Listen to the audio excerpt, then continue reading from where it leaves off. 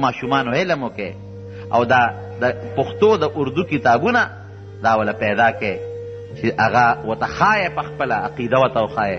د مولانا مفتی کفایت الله صاحب یو کتاب دی تعلیم الاسلام، ډېر ښایسته ښکلي کتاب دی، سوال او جواب شکل کې دا وله راوړی.